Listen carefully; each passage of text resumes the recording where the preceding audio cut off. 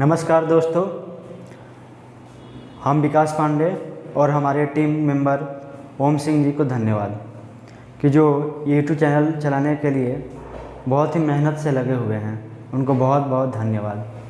और उन्होंने मुझसे बताया कि भैया कुछ संडे के लिए एक क्लास रखी है, तो हमने बोला कि ठीक है, एक संडे स्पेशल क्लास रखा जाएगा जो कि जीके, जीएस और प्लस में करेंट अफेयर की क्लासेज रहेगी, जो कि आप देख सकते हैं। Sunday special class, special classes for GK, GS and current affair. और हम लोगों ने एक और डिसीजन लिया है कि सैटरडे को रीजनिंग का भी क्लास चलेगा, कि जो भी बंधु तैयारी करते होंगे घर पे तो उनको रीजनिंग का भी फ़ायदा मिल जाए। जो भी बंधु अपने कंपटीशन का तैयारी करते होंगे उनको जीके, जीएस का भी फ़ायदा मिल जाए और करंट अफेयर का भी फ़ायदा मिल जाए। तो यहाँ पे करंट अफेयर एक महीने का मतलब एक हफ्ते का जो होगा उसको निचोड़ के लाया जाएगा। जो भी अच्छा होगा, चाहे वर्ल्ड होगा, इंडिया का होगा, मतलब जितने भी होंगे। जैसे मैं कल का आप लोगों ने न्यूज़ देखा होगा कि G7 समिट हुआ था, तो ये में 7 देशों के मतलब जो भी उप पदाधिकारी होते हैं वो कल शामिल हुए थे। जैसे में रसिया हो गया, अमेरिका हो गया, फ्रांस हो गया और 4 देश थे। मतलब इन G7 क्या होता है, मतलब सब चीज़ आप लोग को यहाँ पर डिटेल में बताया जाएगा, जो कि केवल और केवल संडे को ही आपको प्राप्त हो सकता है। और सैटरडे को हम लोग, अगले सैटरडे से हम लोग रीजनिंग का भी तैयारी में हैं। और वैसे आप लोग जानते भी होंगे कि ये यूट्यूब चैनल बनाने का माध्यम है कि जो भी बच्चे घर पे बैठे हैं उन्हें उच्च शिक्षा प्राप्त हो फ्री ऑफ कॉस्ट, जिसमें से 9, 10th, 11th, 12th को हम लोग ज़्यादातर फोकस किए हैं, क्योंकि इन्हीं लोग को ज़्यादा अभी प्रॉब्लम हो भी रहा है और इन लोग को भी आगे जाकर टैकल करना है प्रॉब्लम को। 8 क्लास तक तो पेरेंट्स वगैरह हैंडल कर लेते हैं, लेकिन 9, 10, 11, 12 को थोड़ा गाइडेंस में रखना पड़ता है, क्योंकि ये उज्जवल भविष्य की ओर बढ़ते हैं। तो हम लोग आज आपका टॉपिक पढ़ेंगे Sunday special classes for GK, GS and current affair. आप लोग को मालूम होगा कि जीके, जीएस, करेंट अफेयर का सिलेबस क्या होता है। पहले हम लोग डिस्कस करेंगे जीके का सिलेबस, जीएस का सिलेबस, और करेंट अफेयर मतलब होता है कि करेंटली न्यूज़ रन क्या कर रहा है, मतलब करेंट में अभी क्या हो रहा है हाल फिलहाल में। तो स्पेशली जो सरकारी नौकरी होता है उसमें स्पेशली पूछा जाता है। और हम लोग को डेली मतलब प्रतिदिन हम लोग को अपने न्यूज़ पे फोकस करना चाहिए। जो भी तैयारी करते हैं बंधु या जो पेरेंट्स हो, न्यूज़ देखना ज़रूरी होता है। हम यही कहेंगे स्पेशली कम से कम 1 घंटा प्रतिदिन न्यूज़ देखा कीजिए, तभी जाके आपको देश दुनिया के बारे में मालूम चलेगा। आप जॉब कीजिए ठीक है, आप नौकरी कीजिए ठीक है, परिवार को देखिए ठीक है, लेकिन कम से कम 1 घंटे के लिए टीवी पे ध्यान दीजिए, ताकि आप लोग को देश दुनिया का नॉलेज मिल सके। जैसे में अभी कोरोना चल रहा है, तो कोरोना में क्या हो रहा है, वैक्सीन का क्या हाल है, वैक्सीन मिल रही है कि नहीं। दूसरों को मदद भी कीजिए, वैक्सीन अगर चल रहा है तो फ़ोन करके, व्हाट्सएप मैसेज से आप सेवा भी कर सकते हैं। सेवा परमो धर्म है, मतलब सेवा दूसरों की करनी चाहिए। इससे अपने मन को भी संतुष्टि मिलती है और ईश्वर भी खुश रहता है। सबसे बड़ी सेवा क्या है? दूसरों की मदद करना। पहले ध्यान दीजिए, दूसरों की मदद करना, ताकि वो पढ़ाई में मदद हो, सोसाइटी में मदद हो, परिवार में मदद हो, रिलेशन में मदद हो, हर एक ठार मदद ज़रूर करना चाहिए। तो हम लोग बिना टाइम वेस्ट किए हम लोग अपने टॉपिक पे आते हैं। बेफिजूली की बात होती रहेगी, उसके लिए समय निकाला जाएगा।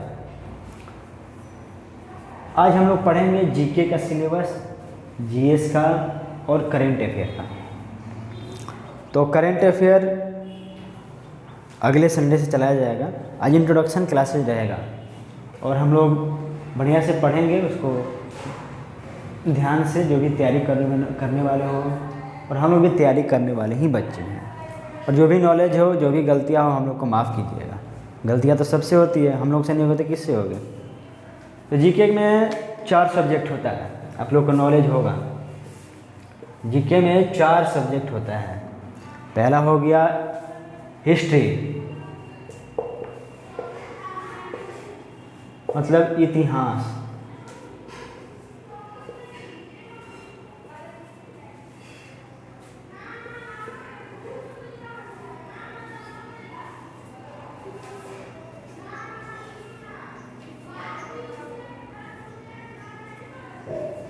दूसरा हो गया पॉलिटिकल साइंस,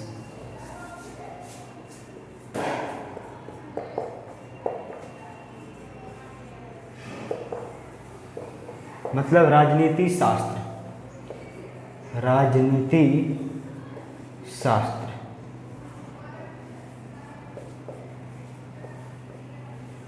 तीसरा हो गया जियोग्राफी,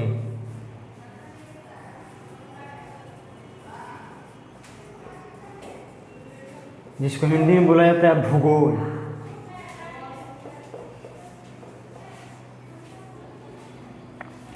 चौथा हो गया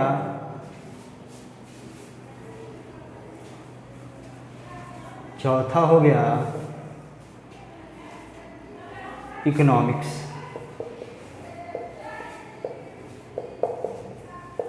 अर्थशास्त्र।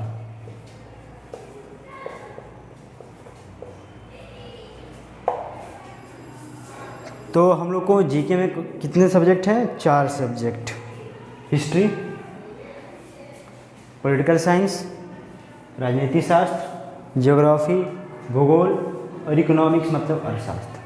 अगर किसी को भी कुछ डाउट हो इसमें भी तो आप लोग से रिक्वेस्ट है कि कमेंट बॉक्स में कमेंट दीजिए और हम लोग को सॉल्व करने में मदद मिलेगी। हिस्ट्री हम लोग पहले पढ़ते क्यों हैं? हिस्ट्री होता क्या है? इतिहास होता क्या है? इतिहास क्यों पढ़ा जाता है? इतिहास पढ़ने का मतलब क्या है? कोई भी सब्जेक्ट पढ़ने का कोई अर्थ होगा तभी तो हम लोग उस सब्जेक्ट पे हैंडल करते हैं। तो इतिहास चाहे हिस्ट्री पढ़ने का मतलब क्या है? देखिए, जो भी घटना हमारे पूर्वजों ने किया है, जो भी घटना हमारे पूर्वजों ने किया है उस घटना को दोबारा न घटे, इसलिए हमें इतिहास पढ़ा जाता है। ताकि ये नहीं कि एग्ज़ाम क्रैक कर लें और हम हिस्ट्री पढ़ के क्या करेंगे, आईएएस के एग्ज़ाम निकालेंगे, बीपीएससी के एग्ज़ाम निकालेंगे, एसआई के एग्ज़ाम निकालेंगे, एसएससी का एग्ज़ाम निकालेंगे, रेलवे का एग्ज़ाम निकालेंगे, एयरफोर्स का एग्ज़ाम निकालेंगे, नेवी का एग्ज़ाम निकालेंगे। इसके लिए नहीं, हिस्ट्री इसलिए पढ़ा जाता है ताकि जो भी घटना हमारे पीछे हो, चाहे 200 साल पहले, 500 साल पहले, 1000 साल पहले, उस घटना को हम लोग दोहरा न सकें, इसलिए हम लोग हिस्ट्री को पढ़ते हैं। ताकि ये नहीं कि एग्ज़ाम क्रैक करने के लिए नहीं, मेन फोकस पढ़ाई का क्या होना चाहिए, उद्देश्य क्या होना चाहिए, ताकि हम उच्च मतलब जो भी गलतियाँ हो उस गलतियाँ को दोहराया न जा सके। हिस्ट्री, पॉलिटिकल साइंस, राजनीति शास्त्र। राजनीति शास्त्र लेने का अर्थ ये नहीं कि राजनीति करेंगे हम, नहीं। राजनीति शास्त्र लेने के लिए ये भी हो सकता है कि ताकि वो बच्चा कंपटीशन का तैयारी करता हो, ताकि बच्चा वो मास्टर डिग्री लेना चाहता हो, ताकि वो बच्चा आगे कुछ करना चाहता हो, मतलब जो भी पॉलिटिक्स वगैरह करते होंगे, तो पॉलिटिकल साइंस उसी को कहता है राजनीति शास्त्र। ज्योग्राफी क्यों पढ़ा जाता है? ज्योग्राफी इसलिए पढ़ा जाता है कि हमारे इंडिया में ट्रॉपिकल फॉरेस्ट हैं, सब ट्रॉपिकल फॉरेस्ट हैं, क्लाइमेट कैसा है, वेदर कैसा है, टेम्परेचर कैसा है, किस किस पौधे को क्या यूज है, कौन कहाँ पे रहता है, इसलिए हम ज्योग्राफी पढ़ते हैं। लॉन्गिट्यूड क्या होता है, लैटीट्यूड क्या होता है, एक्सिस क्या होता है, रोटेशन क्या होता है, कहाँ पे कौन सी नदियाँ पाई जाती हैं, कहाँ पे कौन सी पर्वतें पाई जाती हैं, इसलिए हम ज्योग्राफी का अध्ययन करते हैं। चौथा है इकोनॉमिक्स। इकोनॉमिक्स पढ़ने का अर्थ यह है कि हमारे जो भी वातावरण में, संसार में, इंडिया में, चाहे वर्ल्ड में, क्या हमारे मार्केट का हाल क्या है। मार्केट का हाल का मतलब प्रॉफिट हो रहा है कि नहीं हो रहा है, सेंसेक्स बढ़ रहा है कि नहीं, निफ्टी बढ़ रहा है कि नहीं, घट रहा है। तो मार्केट का नॉलेज लेने के लिए, मार्केट के एकदम डीपली जाने के लिए इकोनॉमिक्स का अध्ययन जरूरी है। ये इसीलिए इसका स्पेशली एक कोर्स होता है जो आगे बताया जाएगा, ठीक है। आप लोग को ये 4 सब्जेक्ट का रिव्यू जरूर दिया जाएगा, हिस्ट्री का, पॉलिटिकल साइंस का, ज्योग्राफी का, इकोनॉमिक्स का। तो हम लोग वही फोकस करेंगे इतिहास के बारे में। पहले इतिहास 3 भागों में बांटा गया है। इतिहास 3 भागों में बांटा गया है, 3 टॉपिक में, जिसको बोला जाता है प्राचीन इतिहास, मध्यकालीन इतिहास, आधुनिक इतिहास। I am repeating in this that in English that we have to read history in 3 part, that is ancient history, medieval history and modern history. प्राचीन इतिहास,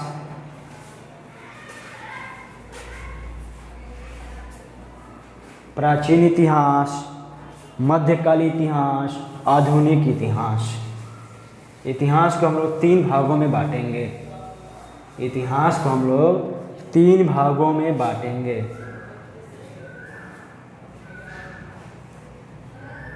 हिस्ट्री,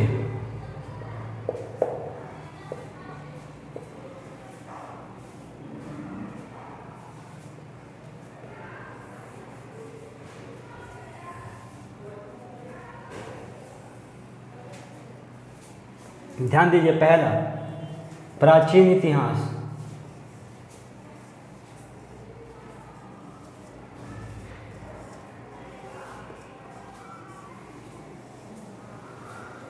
प्राचीन इतिहास हो गया। मध्यकालीन इतिहास,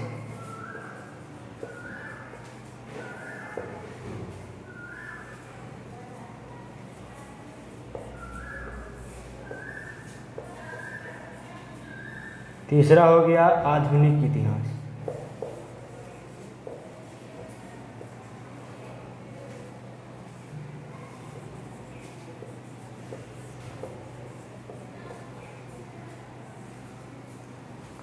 पहला, हिस्ट्री को हम लोग 3 भागों में बांटे हैं। प्राचीन इतिहास, मध्यकालीन इतिहास, आधुनिक इतिहास। हिस्ट्री पढ़ने का हमने पहले ही बताया कि हिस्ट्री क्यों पढ़ा जाता है, ताकि जो भी गलतियाँ कुछ साल पहले हुआ हो उस गलतियों को हम दोहरा न सकें। इसीलिए हम लोग इतिहास का अध्ययन करते हैं, ग्रहण अध्ययन करते हैं। और इतिहासकार होते हैं, जो भी हमारे पुस्तकें लिखते हैं उनको बोला जाता है इतिहासकार। और एक बात बताना चाहते हैं, जो भी हमारे इतिहासकार लिखे हैं, इतिहास लिखे हैं, इतिहासकार जो भी इतिहास लिखे हैं कुछ त्रुटि उसमें है। जैसे में हम लोग को इतिहास गलती पढ़ाया जाता है, आप लोग को मालूम होना चाहिए कि हम लोग को इतिहास गलती पढ़ाया जाता है। देखिए, हम लोग का कहीं वर्णन नहीं है। आप जैसे इतिहास पढ़िएगा तो केवल अकबर, बाबर, जहांगीर, शाहजहाँ इसी का ही तारीफ़ है। कभी किसी हिंदू राजाओं का तारीफ़ नहीं है, जैसे छत्रपति शिवाजी, महाराणा प्रताप, ऐसे लोगों का तारीफ़ उसमें है ही नहीं। इसलिए हम बोलते हैं कि इतिहास अच्छे लेखकों का पढ़िए। इतिहास अच्छे लेखकों का, 2-3 हम राइटर का नाम लिख देंगे, उस आप अध्ययन कर सकते हैं। और ध्यान दीजिए, मतलब जीएस पढ़ने से फ़ायदा क्या होता है। जीएस पढ़ने से फ़ायदा क्या होता है, पहले ही बताएं कि जो स्टूडेंट तैयारी करते हैं उनके लिए है, कुछ नॉलेज के लिए पढ़ते हैं, कुछ डिग्री वगैरह लेने के लिए, कुछ प्रोफेसर पढ़ने के लिए। तो जैसे में कुछ एग्ज़ाम वगैरह होती हैं जिसमें कुछ एक्सेप्शन केस होता है। जैसे में मान लीजिए अभी फ़िलहाल में एसआई, यूपीएसआई का फॉर्म डला रहा है, एसआई का एग्ज़ाम हो गया, रेलवे का फॉर्म हो गया, एसएससी का फॉर्म हो गया,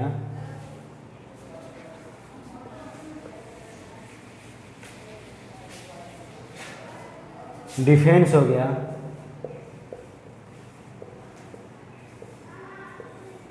बीपीएससी का हो गया,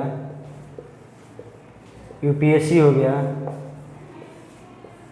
ठीक है, इन तीनों में, इन पांचों में, इसमें इसमें इसमें इसमें इसमें हिस्ट्री बस पढ़ना है तो ancient history, modern history and medieval history. लेकिन केवल एक ही एग्ज़ाम में मॉडर्न वर्ल्ड हिस्ट्री पढ़ना है, जो कि यूपीएससी है। इसी एग्ज़ाम में आपको वर्ल्ड हिस्ट्री पढ़ना है बस।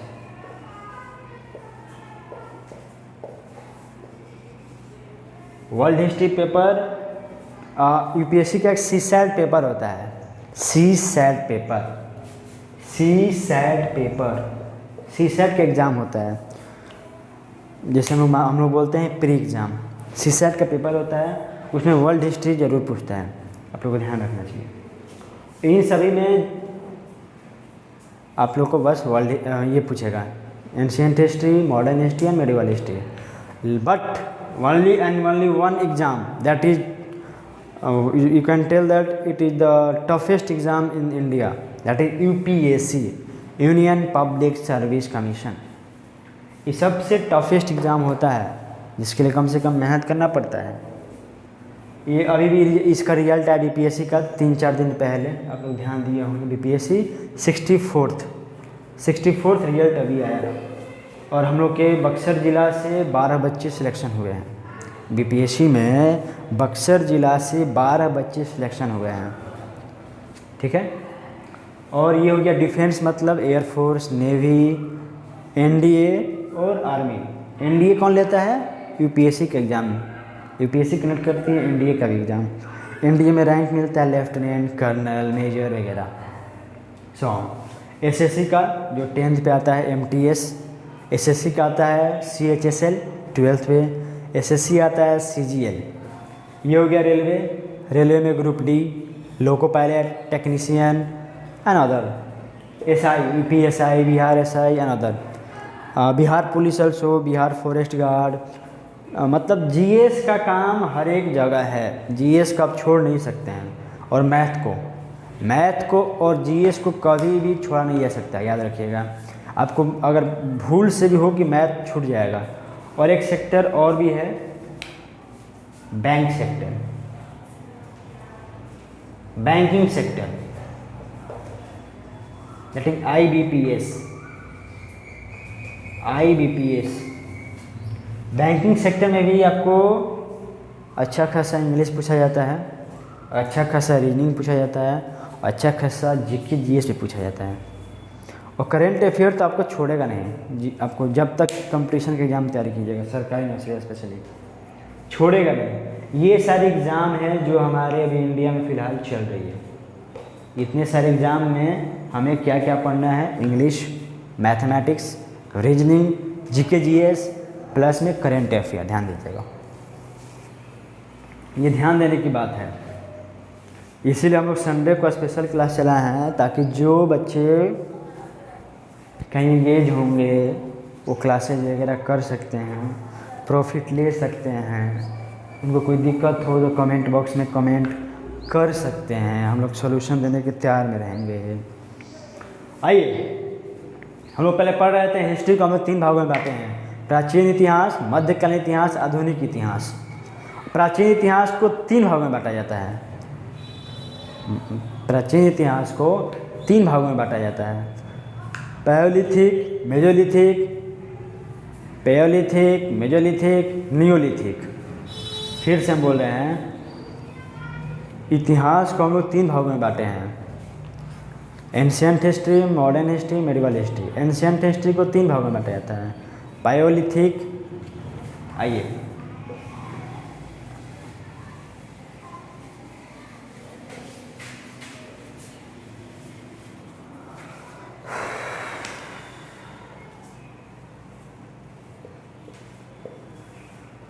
History is divided into 3 parts, ancient history, modern history and medieval history. Ancient history को 3 भागों में बांटा जाता है,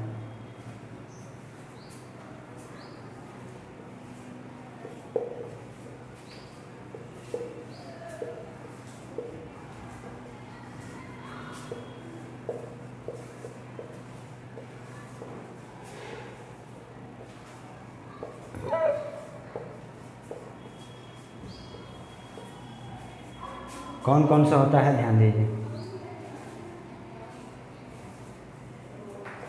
पैलियोलिथिक,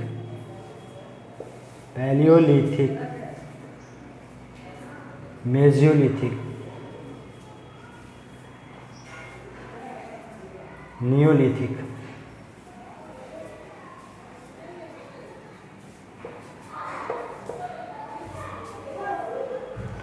पैलियोलिथिक, मेजोलिथिक, नियोलिथिक। अब बोलेंगे कि ये क्यों, ये हम लोग लुसेंट के बुक में नहीं दिया है। तो आप सब समझ सकते हैं कि लुसेंट से कम नॉलेज दिया है, लेकिन उसके लिए पढ़ना पड़ेगा बढ़िया बुक, तभी जाके इसमें नॉलेज मिलता है। Palaeolithic, mesolithic, Neolithic. तो हम देखिए 3 कैटेगरी में डिवाइड करेंगे डेट वाइज। हिस्ट्री में डेट वाइज इम्पोर्टेंट होता है, डेट के अनुसार ही कुछ हो सकता है। तो ध्यान दीजिए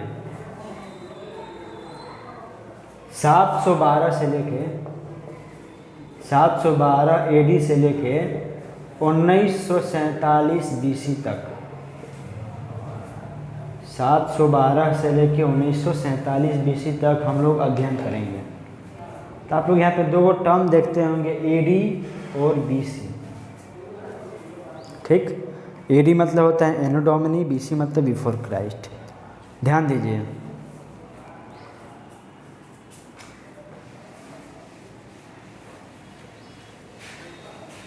हम लोग का जो कैलेंडर चलता है वो इसी पे चलता है। तो आप लोग कहते होंगे कि अच्छा ये बताइए जीसस का जन्म कब हुआ, जीसस का जन्म कब हुआ। तो जीसस आ रहे थे 0 से, मान लीजिए इससे पहले होंगे, इससे पहले होंगे जीसस, 0 से पहले, 0 के बाद भी। तो इसके पहले बोला जाता है एडी, उल्टा चलता है, ध्यान रखिएगा। एडी मतलब उल्टा, ध्यान दीजिए उल्टा चलता है। अब बीसी मतलब बिफोर, मतलब इनके जन्म के बाद, इनके जन्म के बाद तुरंत हो जाएगा बीसी, इनके जन्म से पहले हो जाएगा एडी। ध्यान रखिएगा। तो ये हो गया 1947, 712 से पहले पीछे जाएंगे। तो आप कहेंगे कि पीछे क्यों जा रहे हैं, 712 फिर 700 जाएंगे, 618, 600, 500, फिर 0 तक आएंगे। पीछे से आके 0 पे आएंगे, फिर यहाँ से चालू होगा 1 2 3 4 5, फिर चलेंगे हम लोग 1947 तक। ध्यान रखिएगा हम लोग कुछ करेंगे। ध्यान दीजिए इसको 3 भागों में कैसे बांटा जाएगा।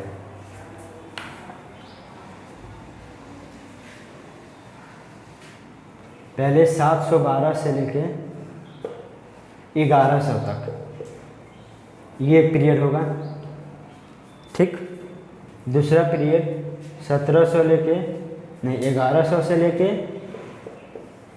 1700 तक, 1700 से लेके तक 1947 तक। यही हम लोग को पढ़ना है अपने हिस्ट्री में। तो आप बोलेंगे कि हिस्ट्री का साक्ष्य कैसे मिलता है, हिस्ट्री का सबूत कैसे मिलता है। तो हिस्ट्री का सबूत मिलता है 4 प्रकार से। पुरातात्विक स्रोत, मतलब ध्यान दीजिए, मतलब ज़मीन के अंदर कुछ गड्ढा टाइप का है, उसके अंदर कुछ किसी की हड्डियां हैं, किसी का कुछ ना कुछ, उससे क्या करते हैं निकाल कर उसका स्टडी कर पता लगाते हैं कि ये 1000 साल पहले हुआ होगा, 1000 साल पहले हुआ होगा, ये ऐसा हुआ होगा, अनुमान लगाया जाता है। पहला होता है पुरातात्विक स्रोत।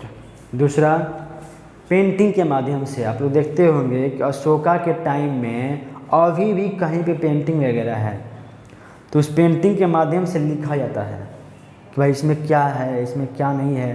तो उस कुछ पेंटिंग बच्चे हैं अभी भी, आप लोग जा सकते हैं। सांची स्तूपा हो गया, ये सब मतलब पेंटिंग वगैरह अभी इंडिया में है। और तीसरा हो गया, दूसरा हो गया पेंटिंग के माध्यम से, पहला हो गया खुदाई के माध्यम से, तीसरा हो गया मतलब कुछ बुक्स में लिखे हुए हैं। तो आप भी कहते होंगे कि 1000 साल पहले का बुक होगा भी। तो हाँ, लाइब्रेरी वगैरह में रहता है, कुछ पन्ने रहते हैं, क्योंकि उन लोग का पत्ता बम्बू का बना हुआ रहता है, तो रहता है। तो ध्यान में रखिए, ये सब हम लोग को पढ़ना है। फिर आप लोग को हम लोग पढ़ाएंगे कि मुस्लिम इतिहासकार कैसे हैं इंडिया में, फिर अंग्रेज़ कैसे हैं इंडिया में, अंग्रेज़ को भगाने में कौन कौन सहयोग किया, महात्मा गांधी का क्या रोल था, जवाहरलाल नेहरू का रोल क्या था, सुभाष चंद्र बोस का रोल क्या था, भगत सिंह, राजगुरु, सुखदेव का क्या रोल था। मतलब आज हम लोग स्टार्टअप किए हैं जीके जीएस का, और हम लोग अगले संडे से कोशिश करेंगे कि हर एक टॉपिक को डील करने की कोशिश करेंगे, चाहे हिस्ट्री हो, जियोग्राफी हो, पॉलिटिकल साइंस हो, इकोनॉमिक्स हो, और जीएस में physics, chemistry, bio up to class 10th। 9-10 का जो भी जीके जीएस होगा ना वो हम लोग पढ़ाएंगे। जो बायो का सब सिलेबस होगा 9-10 में, जो साइंस का होगा, फिजिक्स का 9-10 का, क्योंकि कंपटीशन में 10 तक ही पूछता है और मैथ भी वहीं तक पूछता है, 10 तक ही। हाँ, एयर डिफेंस में जाएंगे जैसे एयरफोर्स, नेवी और एनडीए में, उसमें का मैथमेटिक्स 11-12 का पूछता है। और आप लोग को बीपीएससी में तो थोड़ा लेवल का पढ़ना पड़ता है। अब देखिए उसके लिए सबसे बढ़िया एनसीईआरटी का क्लास 6 से 10 तक 12 तक का एनसीईआरटी बुक जो भी हो, हिस्ट्री का, ज्योग्राफी का, पॉलिटिकल साइंस का, इकोनॉमिक्स का, उसको पढ़ लीजिए, आपको बढ़िया कंसेप्ट मिलेगा। यूपीएससी में भी वही हाल है, लेकिन यूपीएससी में वर्ल्ड हिस्ट्री के लिए थोड़ा अलग से बुक पढ़ना पड़ेगा। तो अब हम यहाँ पे पॉलिटिकल साइंस में हम लोग कुछ अलग तरीके से पढ़ा जाएगा, जिसमें हम लोग पढ़ते हैं आर्टिकल्स।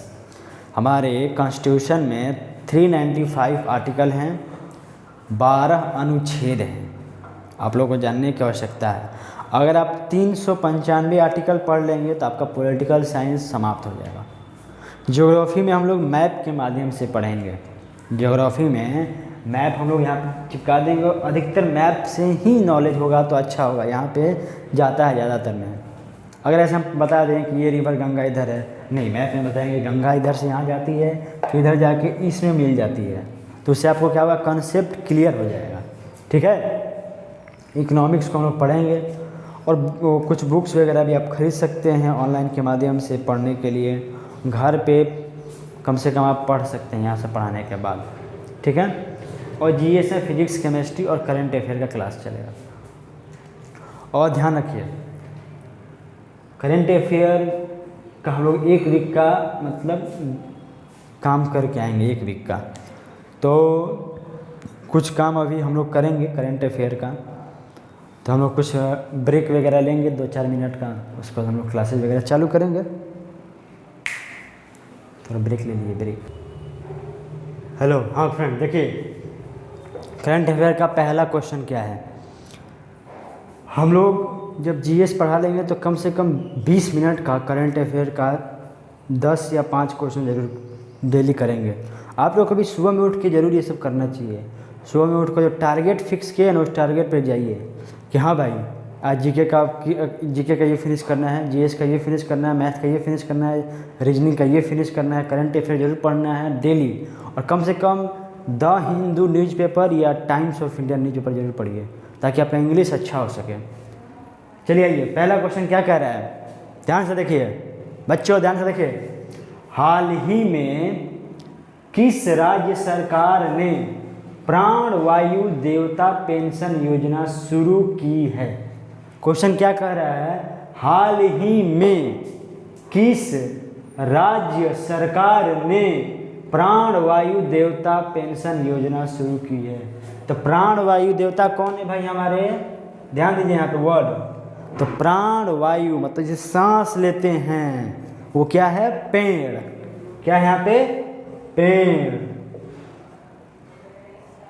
ध्यान दीजिएगा कि हाल ही में किस राज्य सरकार ने प्राण वायु देवता पेंशन योजना शुरू की है। प्राण वायु मतलब पेड़, trees which give us to breathe, which is health. आप लोगों को ध्यान देना पड़ेगा कि पेंशन मतलब क्या है। तो पहले ध्यान दीजिए, ये कौन किया है, तो हरियाणा सरकार ने। टिक मारिए किस पे, ऑप्शन नंबर बी पे। हाल ही में किस राज्य सरकार ने प्राण वायु देवता पेंशन योजना शुरू की है, तो हरियाणा ने। प्राण वायु मतलब पेड़। तो ये बोलेंगे कि ये पेड़ के लिए कौन पेंशन देता है, तो ध्यान से सुनिए। हमारा इकोसिस्टम डैमेज होते जा रहा है, तो सरकार लोग स्टेप उठाते जा रहा है। तो प्राण वायु देवता पेंशन योजना उस पेड़ के लिए है जो पेड़ 75 साल से ऊपर हो, उनको हरियाणा सरकार 2500 रुपया सलीना देगी देखभाल के लिए। कितना, 2500 rupees will be granted for each trees which age is 75 above। उन पेड़ों को पैसा दिया जाएगा जो पेड़ 75 साल से ऊपर की आयु की हो गई हो, उनको 2500 रुपया सालाना दिया जाएगा। और ये कौन सा सरकार किया है? हरियाणा सरकार। हरियाणा सरकार किसकी है अभी? बीजेपी की, मनोहर लाल खट्टर की। ध्यान में रखना चाहिए, अगर आप जिस स्टेट में जा रहे हैं तो उसका चीफ मिनिस्टर, उसका गवर्नर, उसका क्या मेन चीज़ है, और कौन कौन से योजना लॉन्च हुई है, और कौन कौन से सेंचुरी पार्क हैं, कौन कौन सा वाइल्ड लाइफ सेंचुरी इस्टेब्लिश है, कौन कौन सा रिवर है, कौन कौन सा पर्वत है, सब चीज़ ढूंढ के एक क्वेश्चन में आ सकता है। हरियाणा में, हरियाणा में क्या है, हरियाणा में इंडस्ट्री क्या है, हरियाणा में मुख्य चीज़ फसल क्या है, ताकि हम एक क्वेश्चन के माध्यम से 20 क्वेश्चन और कर सकें। इसकी पढ़ाने का मेन मकसद क्या है? करंट अफेयर में यहाँ पे क्यों डील कर रहे हैं? ताकि एक हम टॉपिक पढ़ाएंगे उसमें 20 कम से कम क्वेश्चन डील हो सके।